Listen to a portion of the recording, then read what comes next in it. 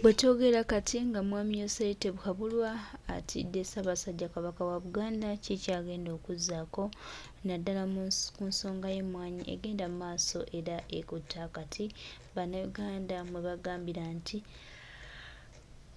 tebagenda kukkiriza mwami Museveni kubafuggaza ku kirime kyabwe eky'emmwanyi era bw'atyo mwami Museveni ye yeesoose bw'atyo najja mu lubiri e Mengo okwogerako ne Ssaabasajja Kabaka gy'abba gamba ebivudde mu nsinkano ya Ssaabasajja Kabaka ffe ne mwami Wesonyiwe tetunnaba kubimanya neffe tukitegedde nti ensonga ya mmwanyi.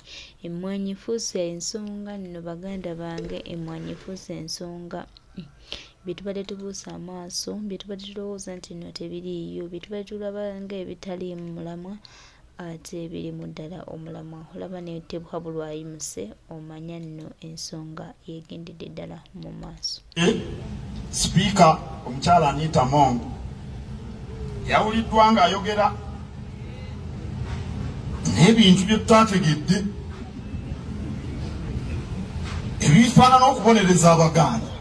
Kwate etteeka lyabadde ly'Abaganda alyoka ayogereko ku Baganda,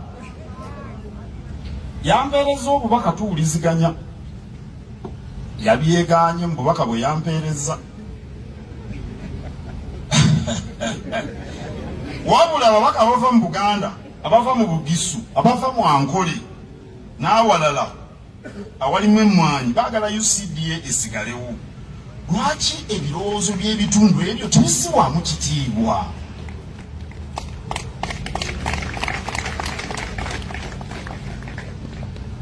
Bagamba nti ensonga twazitaddemu obusosoze bw'amawanga. Temwabawulidde? Naye eyatandise ebyamawanga yabadde ffe oba ani yatandise ebyamawanga? Kino si kye bayita ekiso ky'embuzi. Bamanyi bano baswaba bagenda ne basalako embuzi obulago bwe twi. Bwe baba bagibaaga asalako obulago si yabaaga. N'eryoka etunulira obunamubazi eyagisse mulala, eyatandise ebyamawanga ali wano mu Bulange gy'abeera tebamanyiiyo. Lwaki tebamugamba kola ate ne bagamba ffe? Yaba ffe ebikwata ku bantu betukulembera ffe tuyinza okubisirikira. Kabaka yaŋŋamba genda onfugireko Buganda, kino kikwata ku bantu ba Buganda, sobola kusirika.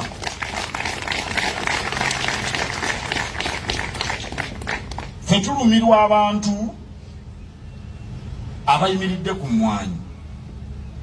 Waliyo obukadde bugenda mu 200 obw'amaka agayimiridde ku mmwanyi mu Uganda. Teebereza, si bantu naye amaka. Singa buli maka ogawa abantu 5 twogera obukadde 10 buyimiridde ku mwanya watali kintu kirala kyonna. Tuba babi bwe tukyogerera, tuyambe abantu abo.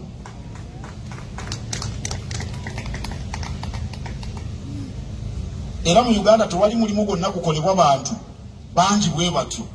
Mu Uganda eno tewali mulimu gukolebwa bantu bangi ng'ogw'emmwanyi. Sipiika omukyala Anita Among yawuliddwa ng'ayogera n'ebintu bye tutategedde ebifaanana okubonereza Abaganda. Kwate etteeka lyabadde ly'Abaganda alyoka ayogereko ku Baganda, yampeereza obubaka tuwuliziganya, yabyegaanye mu bubaka bwe yampeereza. Wabula ababaka abava mu Buganda, abava mu Bugisu, abava mu Ankole n'awalala awalimu emmwanyi baagala UCDA esigalewo. Lwaki ebirowoozo by'ebitundu ebyo tubissibwamu kitiibwa?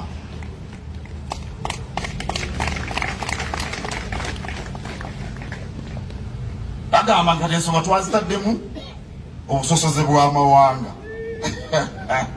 Temwabawulidde? Naye eyatandise ebyamawanga yabadde ffe oba ani yatandise ebyamawanga? Kino si kye bayita ekiso ky'embuzi. Bamanyi bano baswaba bagenda ne basalako embuzi obulago bwe twi. bwe baba bagibaaga asalako obulago si yabaaga n'ebyoga tunulira omubaasi eyagisse mulala eyatandise ebyamawanga ali wano mu Bulange gyabeera tebamanyiiyo lwaki tebamugambako ate ne bagamba ffe yabaffe ebikwata ku bantu betukulembera ffe tuyinza okubisirikira. Kabaka yangamba genda onfugireko Buganda, kino kikwata ku bantu ba Buganda, sobola kusirika.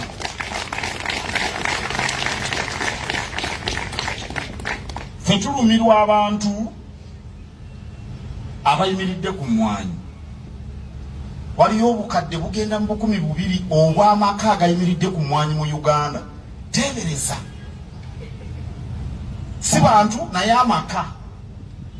Singa buli makoga w'abantu 5 twogera obukadde 10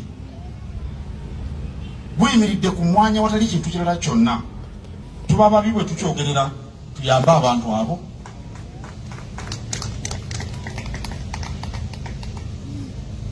Era mu Uganda tewali mulimu gwonna gukolebwa bantu bangi bwe batyo. Mu Uganda eno tewali mulimu gukolebwa bantu bangi ng'ogw'emmwanyi.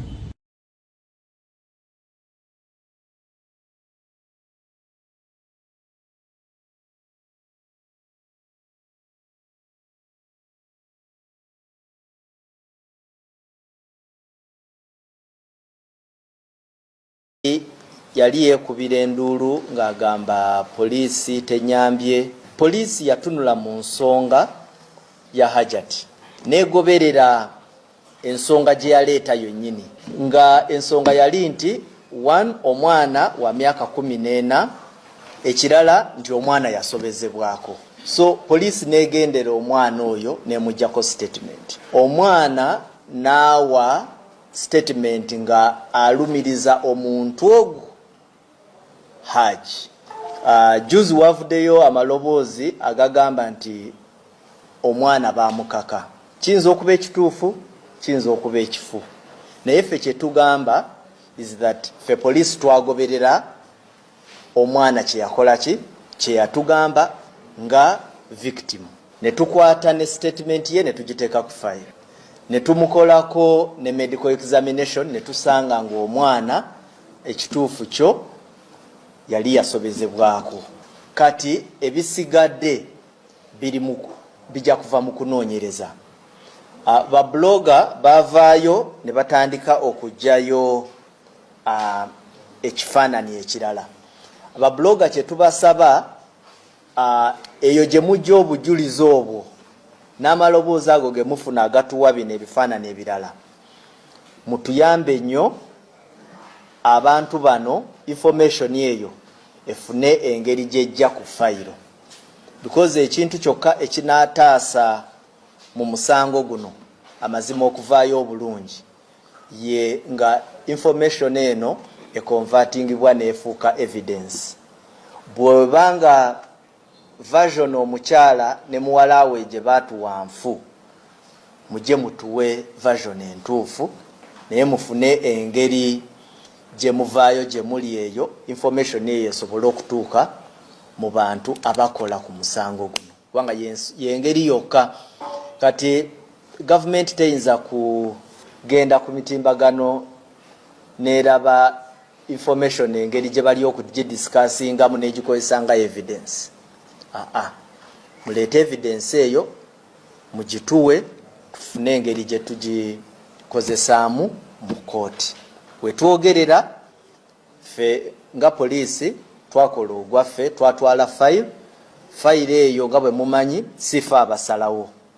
Office ya DPP bwetuwa, office ya DPP yali esobola okusalawo negamba obujulizi bwe muleese bufu oba tebumala, omusango tukoze eki, fayiro tetugenda gisanctioninga. Naye bweba yagisanctioninga kiba kitegeeza waliwo obujulizi bwe twaleeta obwali busobola okuteeka Haji mu kaguli. Naye kye tusaba nga bwe mumanyi omuntu basobola okumugulako omusango, naye tekitegeeza nti omusango ogwo 100 ku 100 yaguzza. No, wabeerawo chances nti ayinza okuba teyaguza naye nga ebintu ebyo byonna okutuuka awo kiba kyetaaga bujulizi era kye tubasaba kyokka then omukyala